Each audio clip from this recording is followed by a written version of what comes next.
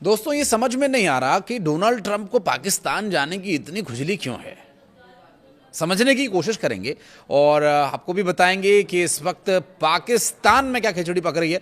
उससे पहले बात करेंगे डोनाल्ड ट्रंप के उस बयान की जिसकी वजह से ईरान में खलबली मची हुई है और ईरान की तरफ से क्या जवाब डोनाल्ड ट्रंप का दिया जा रहा है और डोनाल्ड ट्रंप जो भी कुछ अपने बयान में कह रहे हैं उसका जवाब और डोनाल्ड ट्रंप के बयान की कितनी सच्चाई, इन सभी विषयों पर बात करेंगे। पाकिस्तान जाने की तैयारी में ट्रंप क्यों हैं और यूरेनियम संवर्धन को क्या ईरान अब बंद कर देगा, परमाणु हथियार वो नहीं बनाएगा, क्या डील लॉक हो जाएगी, ये सभी अहम प्रश्न अब भी बने हुए हैं। क्योंकि अगर ईरान ने ये बातें मान ली तो ईरान का क्या होगा और अगर ईरान ने ये बातें नहीं मानी तो अमेरिका का क्या होगा। ट्रंप को फ्री का तेल चाहिए, ये बात तो सब जानते हैं, लेकिन इसके लिए वो क्या जुगत लगा रहे हैं, इस वीडियो के अंत तक ये भी समझने का प्रयास करेंगे। सबसे पहले युद्ध से जुड़े कुछ बड़े अपडेट्स। नमस्कार, मैं हूं आशीष त्रिपाठी और लेबनान और इजरायल के बीच संघर्ष विराम हो चुका है और ऐसे में अमेरिकी राष्ट्रपति डोनाल्ड ट्रंप ने कहा कि इजरायल और लेबनान 10 दिन के सीज फायर पर राजी हो गए हैं और ये युद्ध विराम गुरुवार देर रात से ही लागू माना जाएगा। ट्रंप ने ट्रुथ सोशल पर एक पोस्ट के माध्यम से बताया कि उन्होंने लेबनान के राष्ट्रपति जोसेफ और इजरायल के प्रधानमंत्री बेंजामिन नेतन्याहू से बातचीत की, जिसके बाद ये सहमति बनी।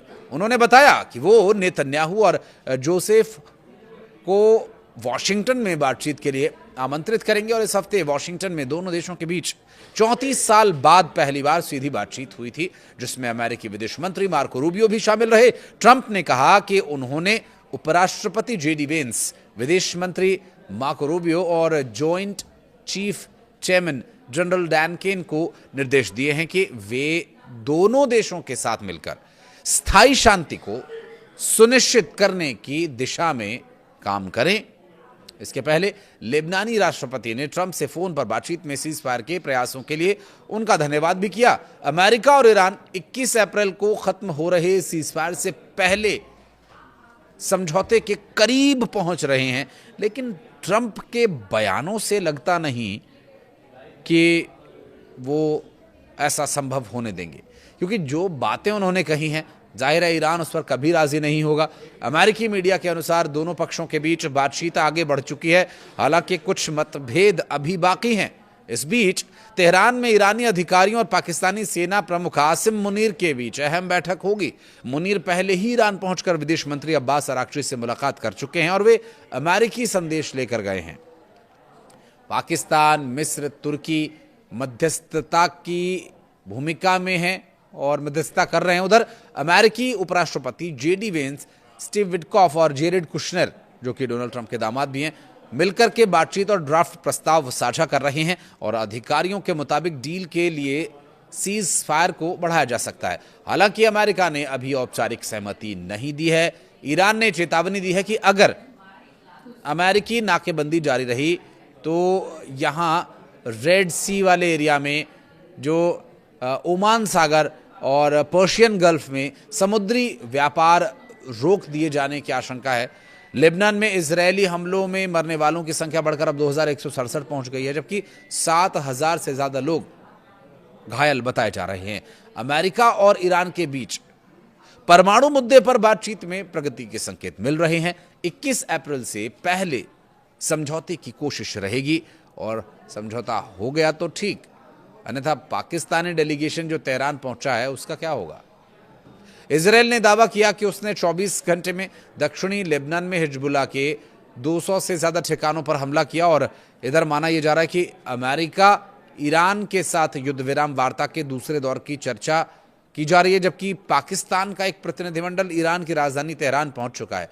रविवार को पाकिस्तान की मेजबानी में अमेरिका ईरान के बीच 20 घंटे से अधिक चली वार्ता बिना किसी नतीजे के खत्म हो गई और इसके बाद 2 हफ्ते का युद्ध विराम लागू है और इस बेनतीजा चर्चाओं के एक दिन के भीतर ही राष्ट्रपति डोनाल्ड ट्रंप ने ईरान के प्रति अपनी नई रणनीति की घोषणा की, जिसमें अंतर्राष्ट्रीय तेल व्यापार के लिए अहम जलमार्ग स्ट्रेट ऑफ होर्मुज की नाकाबंदी का प्रस्ताव शामिल है। समझौते तक पहुंचने में इस शुरुआती विफलता और आगे की वार्ताओं की संभावना को कैसे देखा जाना चाहिए? क्या ईरान और अमेरिका नियंत्रित तनाव की ओर आगे बढ़ रहे हैं या फिर एक बड़े युद्ध की अनिवार्य स्थिति की तरफ? कई सवाल और हैं। अगर वार्ता की मेज पर लौटने की कोशिशें पूरी नहीं होती हैं तो क्या होगा? ये युद्ध विराम केवल समय लेने का एक जरिया भर था, दोनों पक्षों को रुकने, संभलने और फिर संगठित होने का, अपने अपने रुख पुनर्मूल्यांकन करने और अगले चरण की तैयारी का यहां मौका तो मिला, लेकिन इस मौके का फायदा कितना हो पाएगा? इसी समय इजरायल और जो बातचीत को लेकर काफी संदेह में रहता है, एक प्रभावशाली भूमिका निभा सकता है। ऐसे में संघर्ष खुली जंग के स्तर तक नहीं पहुंचेगी और न ही दोनों पक्ष पूरी तरह से सैन्य कार्रवाई से परहेज करेंगे। दरअसल इसके बाद प्रॉक्सी समूहों की भूमिका काफी महत्वपूर्ण हो जाएगी। इराक का लाल सागर में ईरान समर्थित समूहों की गतिविधियों में इजाफा और इनके नेटवर्क पर अमेरिकी दबाव बढ़ने से संघर्ष का भौगोलिक दायरा बढ़ सकता है, जैसे शैडो वॉर। जी हाँ, इस समय कतर, ओमान और यहां तक कि सऊदी अरब और मिस्र जैसे पारंपरिक मध्यस्थ भी सक्रिय हो चुके हैं, जो संघर्ष के बेकाबू होने की आशंका के बीच संदेशवाहक के रूप में काम करेंगे और अचानक तनाव बढ़ जाने से रोकने की कोशिश भी करेंगे। हालांकि मुख्य बात यह है कि इस दिशा में प्रगति दोनों पक्षों के बीच बुनियादी मतभेदों को कम करने पर निर्भर करेगी। अमेरिका का 15 सूत्रीय प्रस्ताव और ईरान का 10 सूत्रीय जवाबी प्रस्ताव यह दिखाता है कि दोनों पक्ष बजाय किसी मध्य मार्ग को अपनाने के अपनी अपनी शर्तों को प्राथमिकता दे रहे हैं। इसलिए भले ही वार्ता का ये नया दौर संभव हो, लेकिन जल्दी और व्यापक समझौते की उम्मीद करना अभी बहुत दूर की कौड़ी नजर आता है।